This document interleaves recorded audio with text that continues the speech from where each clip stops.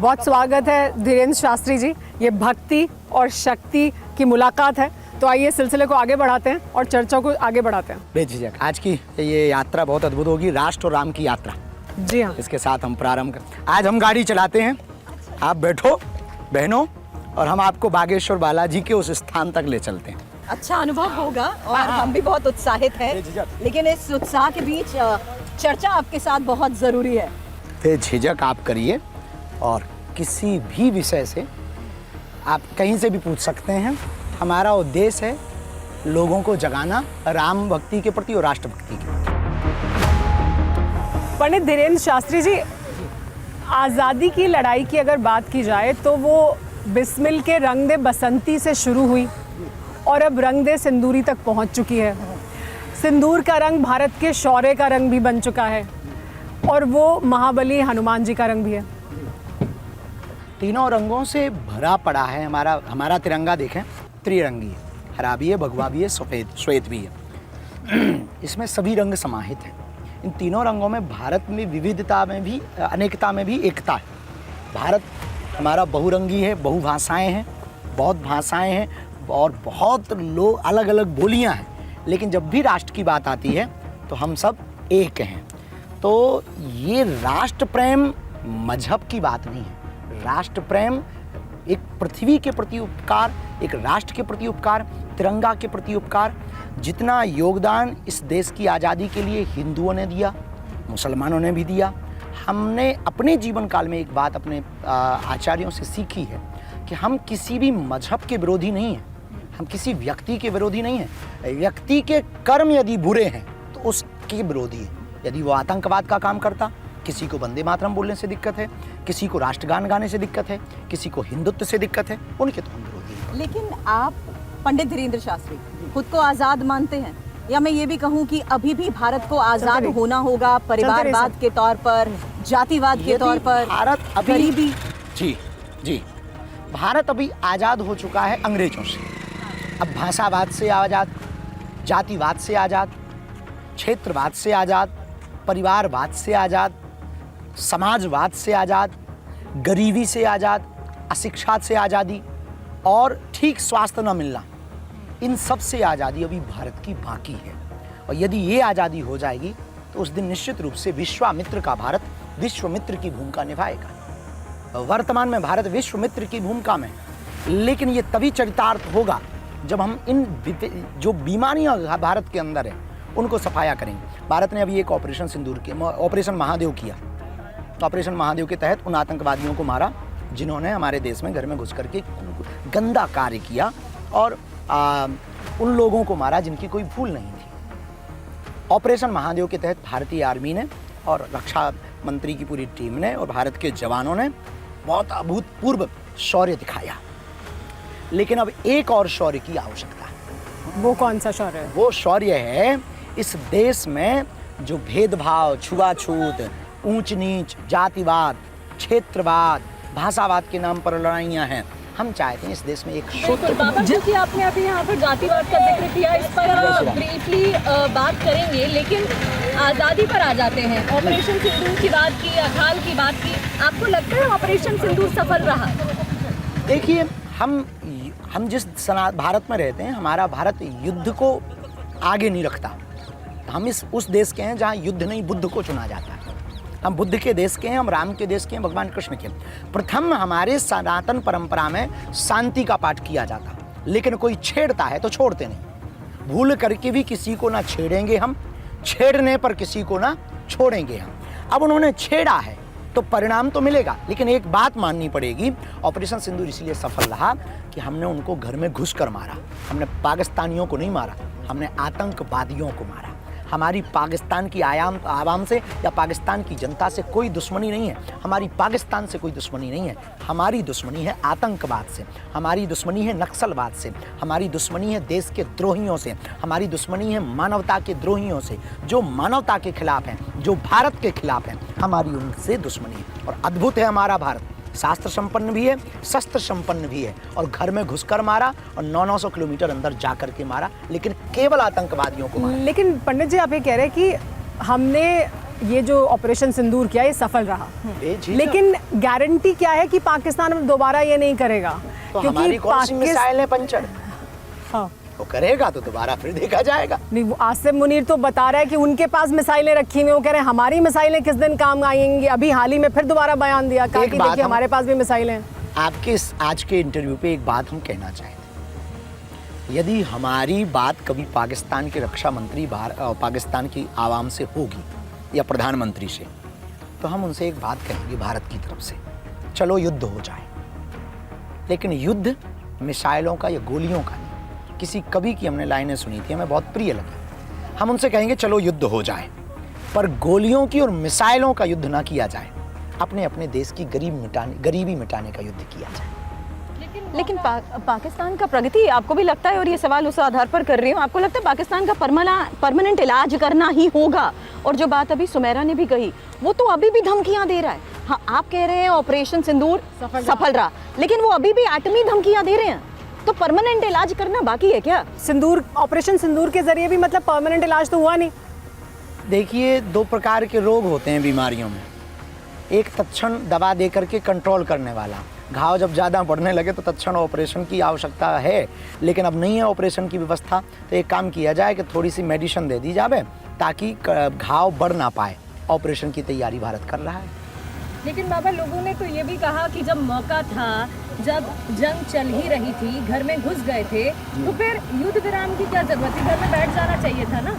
हाँ, वो भी बात अच्छी है, लेकिन युद्ध किसी भी देश के लिए, देखो हम किसी का पक्ष या विपक्ष नहीं ले रहे, युद्ध किसी के लिए भी लाभदायक नहीं, किसी भी देश के लिए नहीं। युद्ध से इकोनॉमी गिरती, युद्ध से सिस्टम धराशायी होते, युद्ध से विदेशों में हमारी छवि असहज होती, युद्ध से लोग, हाँ ये बात अलग है, एक जीतता एक हारता, और ये तय है भारत जीतता, बाप बाप होता है, बेटा बेटा तो आप बाप होता है कह रहे हैं, लेकिन यहाँ तो बिग डैडी का रोल अमेरिका निभाने की कोशिश करता आ रहा है। डोनाल्ड ट्रंप आ गए, वो बार बार अपने रुक ही नहीं रहे दे रहे हैं, ये कहते हैं कि मेरे कहने पे ही सब कुछ रुक पाया। हमें बहुत ज़्यादा उनके बारे में तो पता नहीं है, पर उनका सुबह कुछ और बयान होता है, शाम को कुछ और बयान होता है, आपकी न्यूज़ों पे देखते रहते हैं। इससे पता लगता है कि आपको सब कुछ पता है। आप पंडित जी अभी ये बात कर रहे थे कि हमें देश में कैसे सनातन को आगे बढ़ाना है, ये बड़ी चुनौती है। आतंकवाद से आज़ादी की हमने बात की, तो आतंकवाद से आज़ादी मिल जाएगी, लेकिन भगवा आतंकवाद से आज़ादी मिल गई क्योंकि अदालत में वो थ्योरी फेल हो गई। भगवा कभी आतंकवाद हो रहा ही नहीं।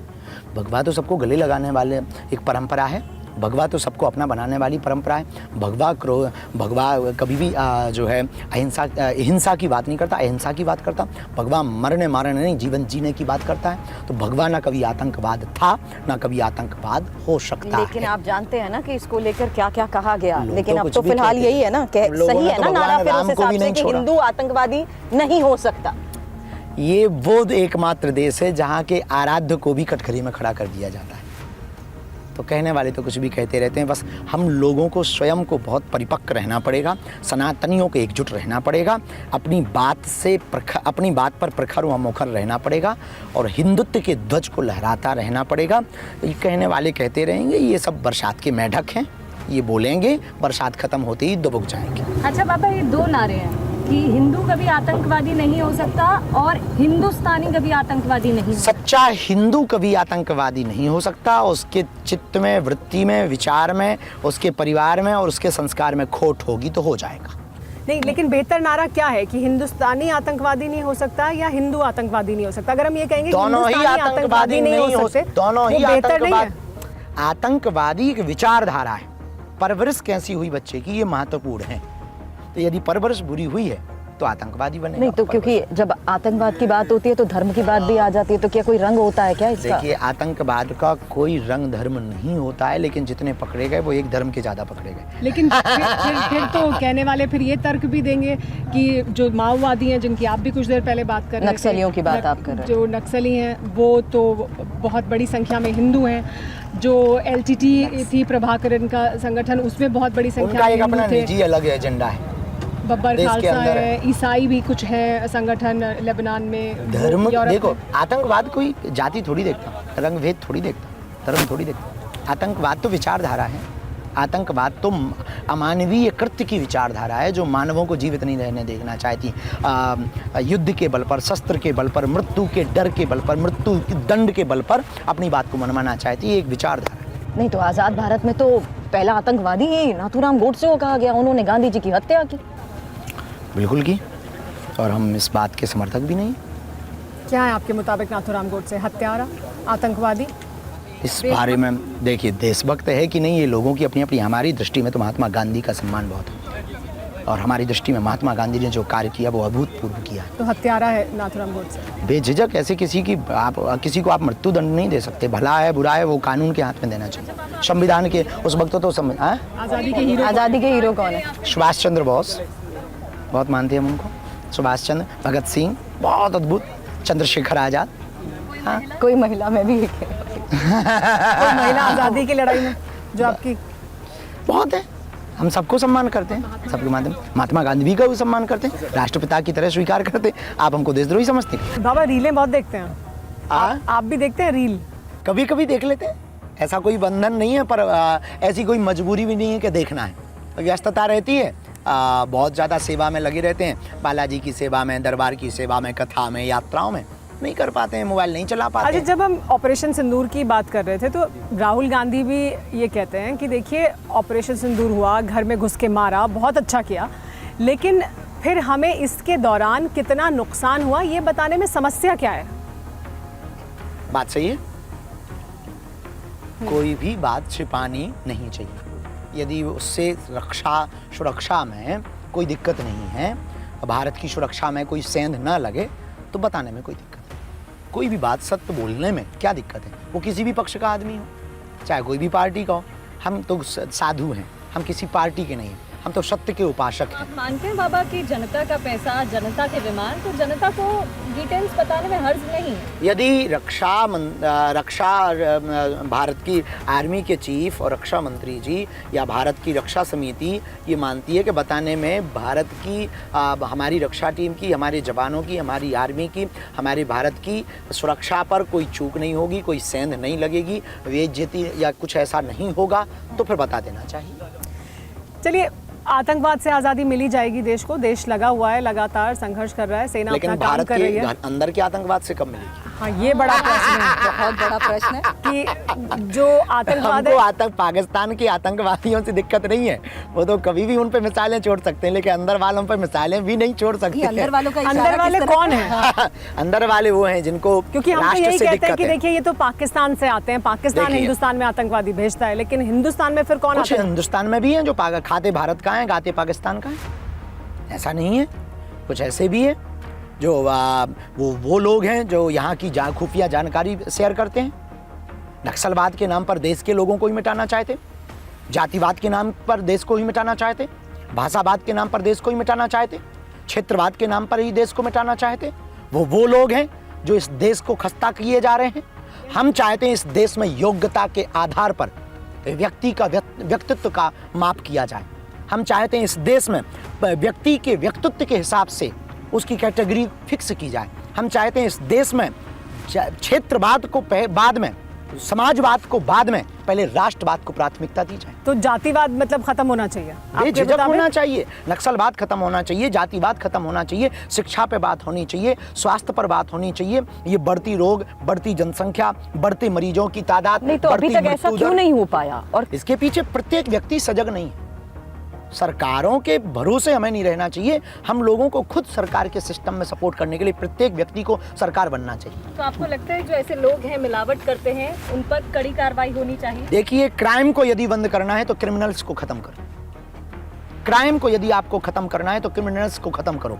जिस दिन इस देश के नेता क्रिमिनल्स को संरक्षण देना बंद कर देंगे, उसी दिन इस देश में क्राइम बंद हो जाएगा। धीरेन्द्र शास्त्री जी, लेकिन जब आप जातिवाद को कह रहे हैं कि खत्म होना चाहिए, आप जातिवाद के विरोधी हैं, जातिवाद देश को बांटता है, तो फिर वर्ण व्यवस्था के कॉन्सेप्ट को भी नहीं मानते आप, या आपको लगता है वो भी फिर ठीक नहीं है? देखिए, वर्ण व्यवस्था, जाति व्यवस्था, जातिवाद एक संकुचित धारा है।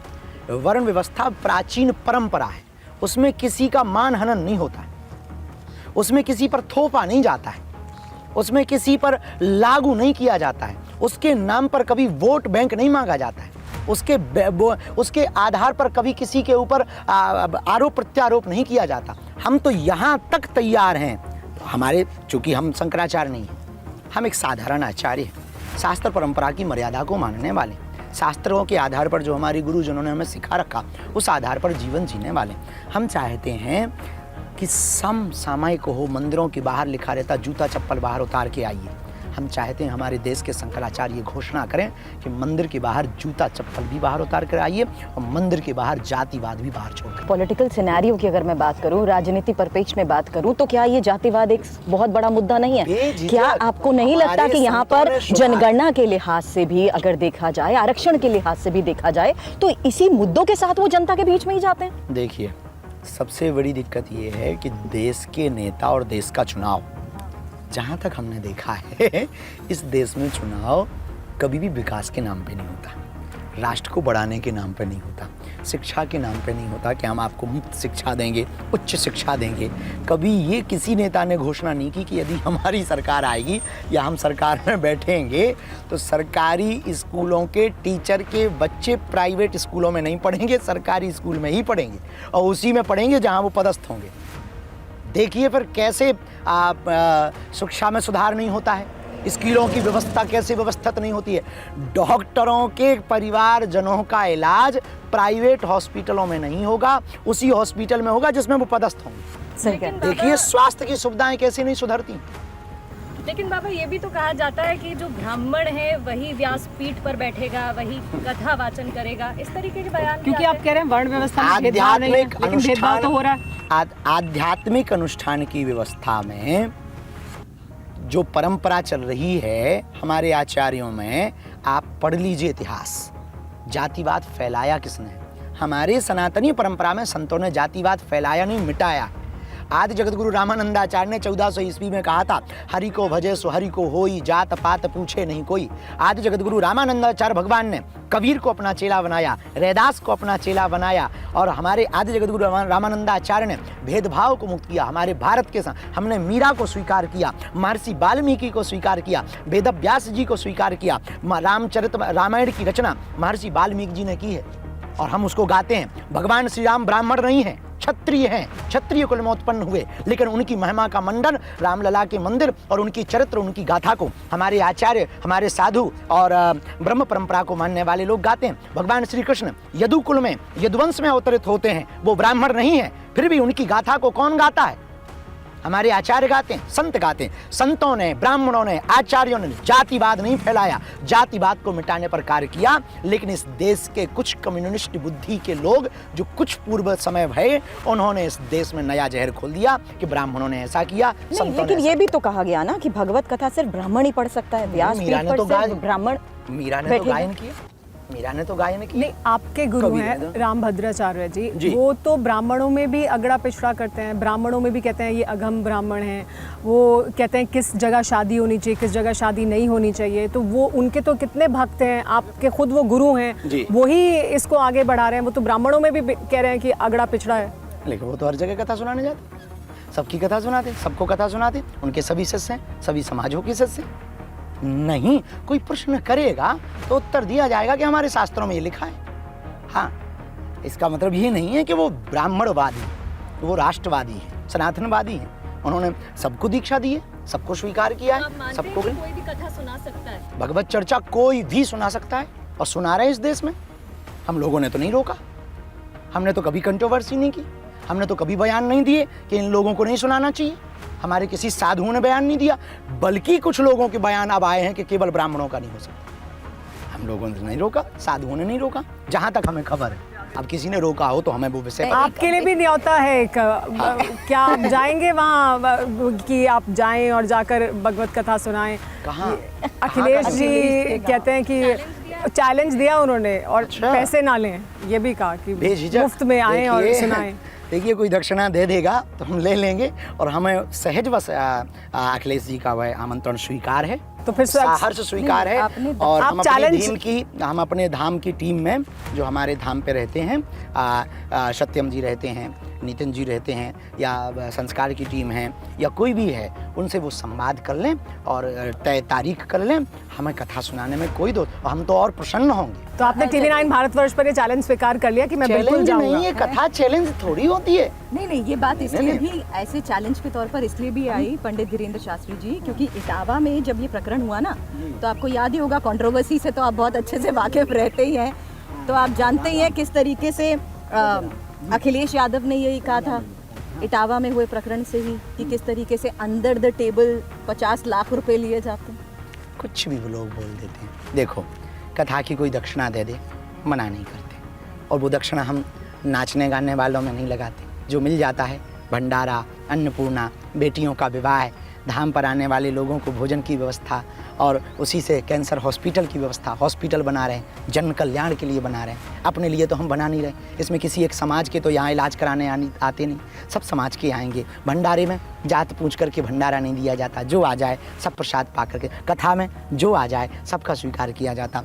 हम ना अब लोगों का, उन्होंने किस विषय को लेकर के कहा है, कैसे कहा है। अरे भैया, कोई दक्षिणा देता है तो दक्षिणा को कौन मना कर देता। आपको कोई गिफ्ट देता है, आप मना थोड़ी कर देते हैं। कुछ और गिफ्ट है जी, चर्चा में बेझिझक, तो बेझिझक राजनीति से हटकर हाँ। एक सवाल ये भी हाँ। कि लोग कहते हैं कि जो बाबा हैं, धर्मगुरु होते हैं, उन्हें मोह माया नहीं होती है, तो फिर गुची का चश्मा और फिर यार्ड, ये क्यों? देखो एक बात कहें, महंगी जैकेट, देखो एक बात कहें, कोई दे तो मना नहीं कर सकते, और पहनने में हमें नहीं लगता है कि कोई दे उसको स्वीकार किया जाए तो कोई अपराध है।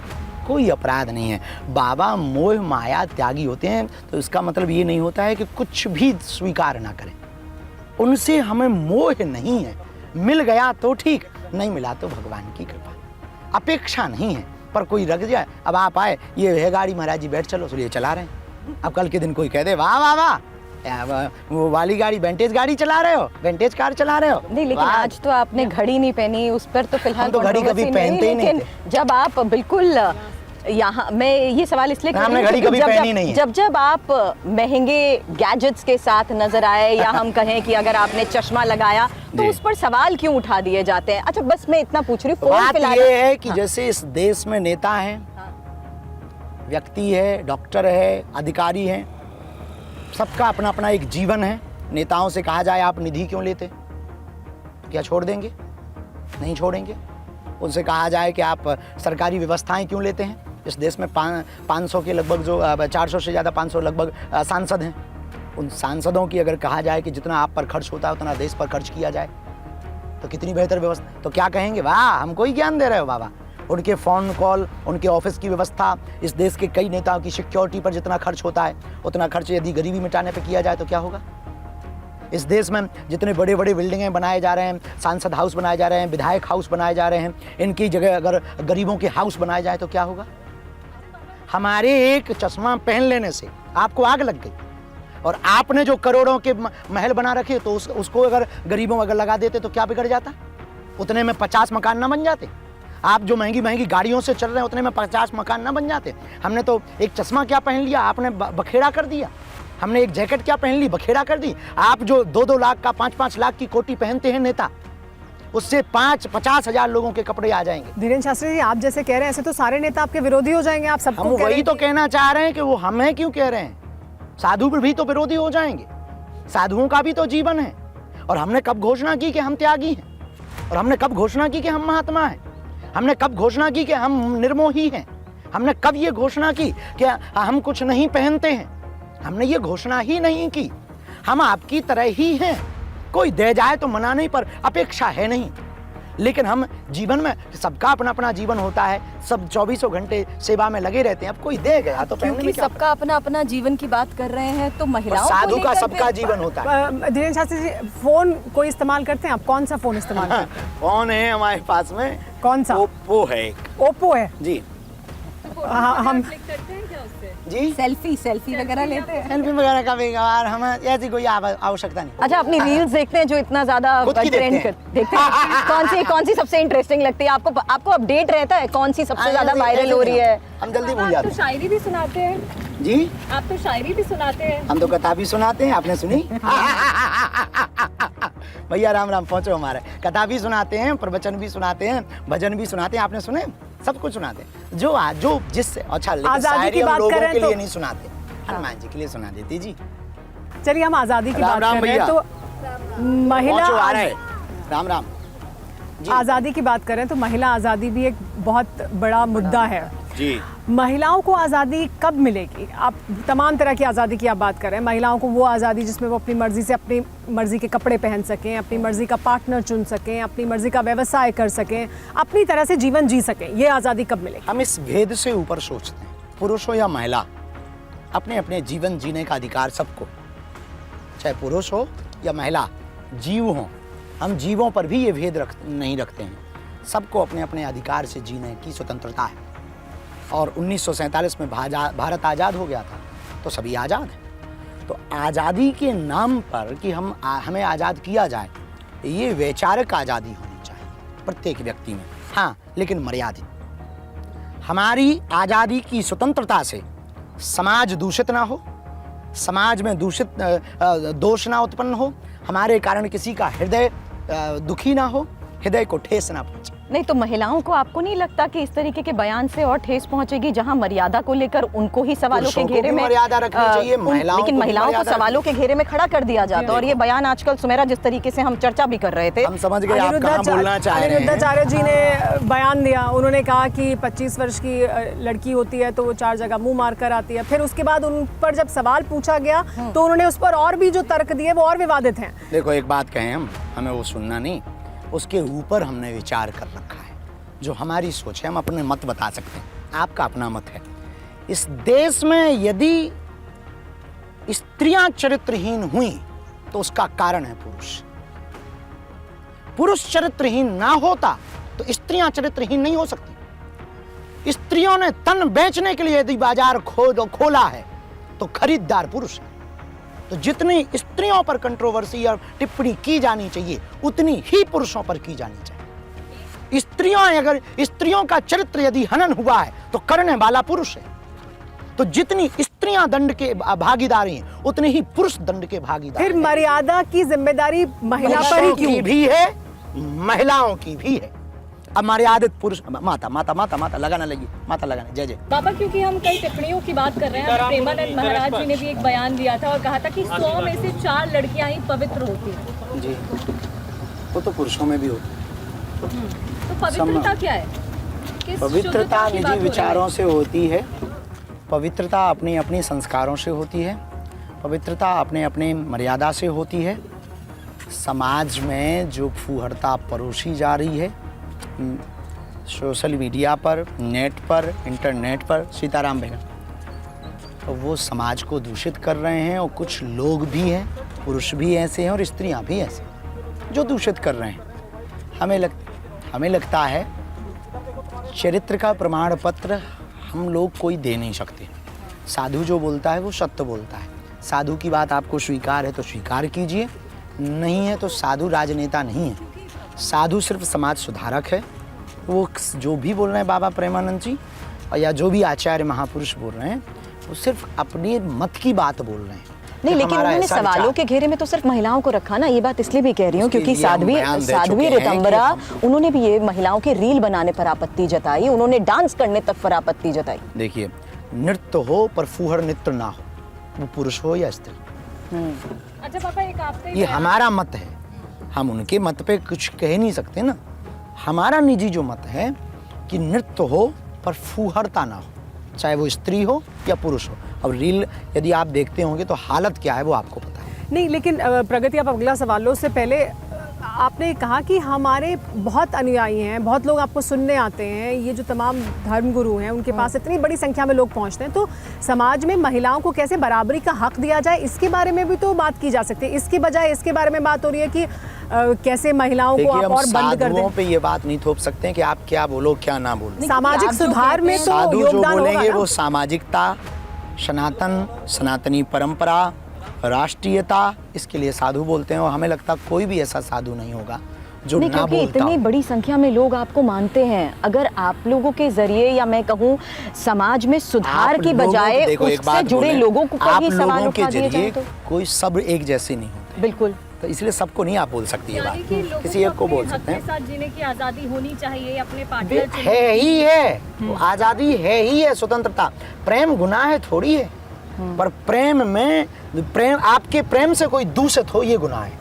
अच्छा पापा, आपका ये एक बयान है कि तू दुर्गा बनना, तू काली बनना, तू बुरके वाली मत बनना। हाँ, सही क्या बयान। परेशानी है इससे? बिल्कुल सही, कोई अपराध नहीं है। हमारी सनातनी बेटियां 16 संस्कार हैं, उनको अपनाएं।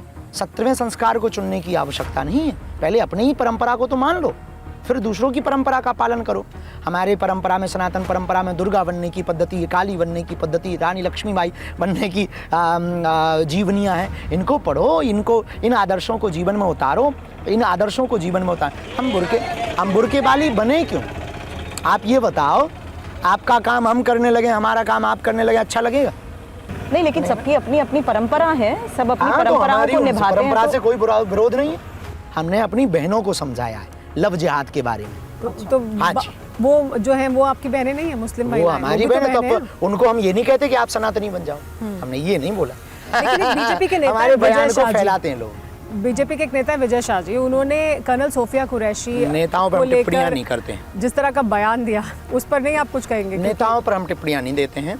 नेताओं की उन्होंने बातों पर हम कोई तो टिप्पणियां उन्हें नहीं। आतंकवादियों की बहन तक कह दिया और उस पर उन्हें हटाया भी नहीं गया, उन्होंने इस्तीफा नेताओं भी की नहीं हम दिया। टिप्पणियां नहीं कह सकते हैं, नेताओं पे हम कभी बोलते नहीं। चलिए, पॉलिटिक्स। अच्छा, लेकिन अभी आपने कहा सबके अपने विचार हैं, सबके पास आज़ादी है, तो आपका फिलहाल मैं सवाल लिव इन रिलेशनशिप के आधार पर करना चाहूँगी। उसे फिलहाल आप किस तरीके से देखते हैं? क्योंकि लिव इन रिलेशनशिप के इस ट्रेंड में इस पर भी सवाल ज़रूर खड़े कर देते हैं।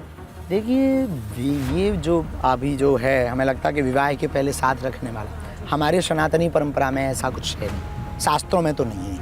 एक बात हम आपको कह दें, हमारी मर्यादाओं में भी ऐसा नहीं। अब किसी को पाश्चात्य संस्कृति का अनुसरण करना है, विदेशी संस्कृति का, तो वो उसकी अपनी निजी आज़ादी है, कोई रोक भी नहीं रहा है। और लिव इन, देखो, एक दृष्टि से यूँ कहा जाए तो अब क्या कह दें, अमर्यादित ही है।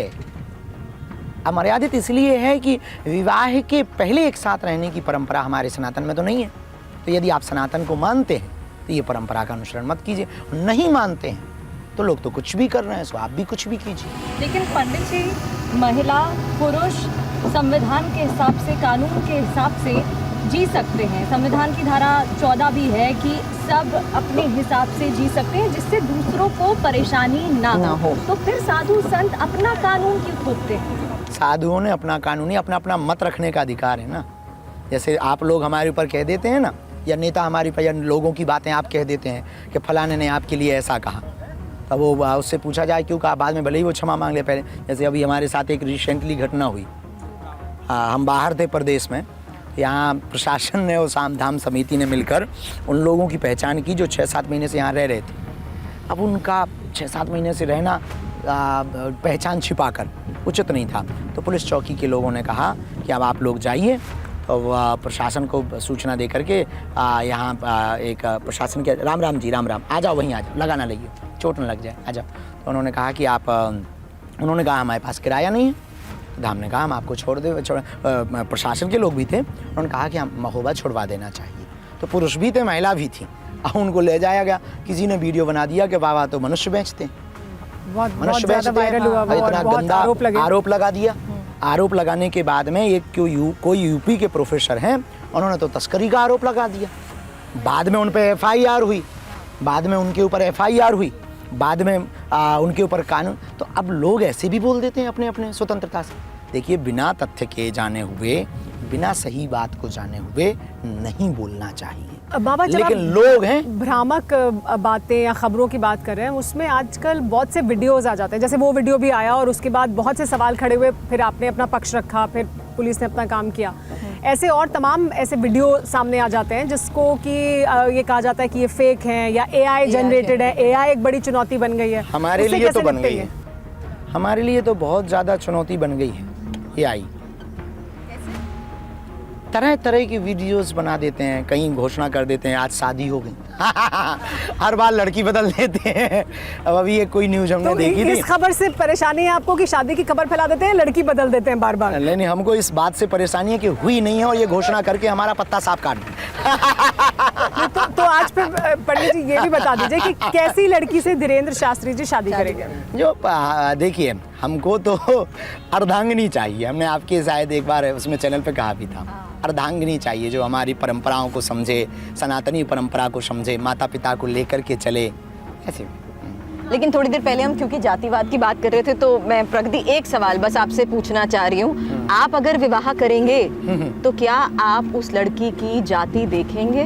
क्योंकि आप जो करते हैं ना वो एग्जाम्पल सेट करता है। देखिए, हमारे माता पिता से पूछो, क्योंकि विवाह की परंपरा में माता पिता और गुरु का आदेश है हमारे लिए कि आपको तो ऐसी बहू ला सकते हैं विवाह के लिए, बेझिझक ला सकते हैं, बन जाए, बेझिझक ला सकते हैं। अच्छा, तो आपने अपने घर में बताया कैसी चाहिए? आपसे आपकी चर्चा हुई अपनी घर वालों के साथ? हमारे यहाँ ऐसी बातें बहुत कम होती, गांव का मामला है, बड़े साधारण। पंडित धीरेन्द्र शास्त्री लाखों लोगों को रास्ता दिखाते हैं, जीवन जीने का मार्ग बताते हैं, बेहतर जीवन कैसे जिया जाए ये बताते हैं।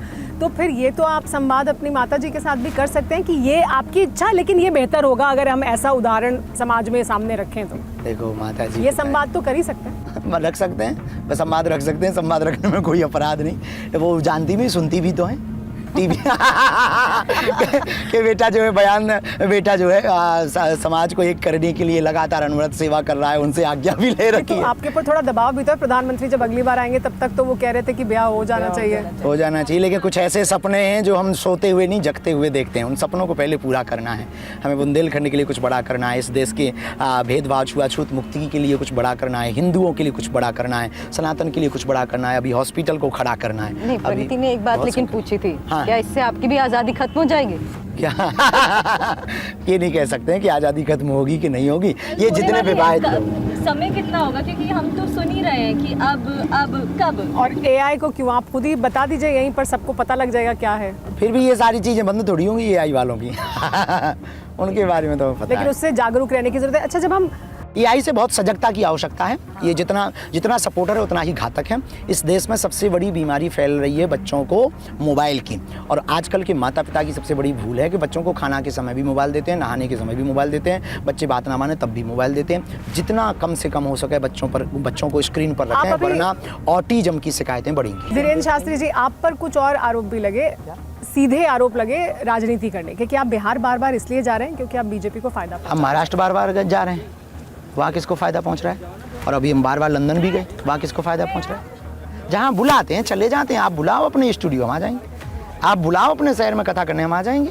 आप बुलाओ अपने गांव में, हम कथा करने आ जाएं। किसी भी पार्टी का व्यक्ति हमें बुलाए, हमारे यहाँ कोई मना नहीं। साधु की पोथी है, ये झोली माला हमारे पास है, वो हमें कहें कि आपको आना है, हम चले आएंगे। तो बीजेपी वाले अगर ज्यादा बार बार बुलाएंगे तो चले जाएंगे बिहार, फिर उनको फायदा हम तो कहते हैं कि दूसरी पार्टियों के लोग, आपने जो कहा है अखिलेश जी को, आप हमारी खबर करिए, हो सके तो मोबाइल नंबर आप अपनी टीम को दिलवा दीजिए हमारा, और वो हमें जरूर फ़ोन करें और हम कल की। और आजकल के माता पिता की सबसे बड़ी भूल है कि बच्चों को, हम उनके गाँव जाएंगे और निःशुल्क करके आएंगे, और उनसे कह दीजिए कि हमने टेंट और साउंड भी धाम का लेके आएंगे। हम खर्च कर लेंगे, किसी से उधार मंगा लेंगे, उनकी कथा हम निःशुल्क करेंगे, टेंट भी अपना लगाएंगे, बस वो हमको रुकने की व्यवस्था और 2 रोटी की व्यवस्था। क्योंकि जहाँ जहाँ आने वाले वक्त में चुनाव होता है ना कहीं एक पूरा नैरेटिव धर्म के आधार पर सेट तो हो जाता है। देखिए, इस देश की ये सबसे बड़ी दूषित मानसिकता है, और इस देश में सबसे बड़ी विचित्रता है कि इस देश में राजनीति जो हो रही है वो धर्म के नाम पर हो रही है। होनी चाहिए मुद्दे विकास के होने चाहिए। हमने जो पहले बोला वही पुनः दोहरा दें, शिक्षा, स्वास्थ्य, बेरोजगारी, इस पर राजनीति हो, इस पर बात हो, इस पर चुनाव लड़े जाएं। इस देश में या तो वो जातिवाद के नाम पर राजनीति हो रही, या जो है धर्म के नाम पर, राष्ट्रवाद के नाम पर राजनीति कब होगी इसके इंतजार में है। चलिए, आप कहेंगे तो आप राष्ट्रवाद पर भी बात आगे भगवान से प्रार्थना करेंगे। और हाँ, आपने जो लास्ट में कहा है कि हम बार बार बिहार क्यों जाते हैं, जाते रहेंगे, ये रोक गए नहीं। जहाँ जहाँ हमें लोग बुलाएंगे हम जाते रहेंगे। और आप अपनी मीडिया के द्वारा ये बात ज़रूर कह दीजिए अन्य पार्टियों को कि उनके मन में थोड़ी सी भी सनातन के प्रति आस्था होवे या उन्हें भाव जगे, वो हमको बुलाएं, हम बेझिझक उनकी कथा करने आएंगे। तो पंडित धीरेन्द्र शास्त्री हमारे साथ मौजूद थे, कई मुद्दों पर उनसे बातचीत हुई। हो सकता है कई मुद्दे लोगों को पसंद आएंगे, कई मुद्दे चुभ भी सकते हैं, लेकिन हमारी गाड़ी यूं ही चलती रहेगी और शक्ति का सफर जारी रहेगा। भक्ति और शक्ति की मुलाकात होती रहेगी।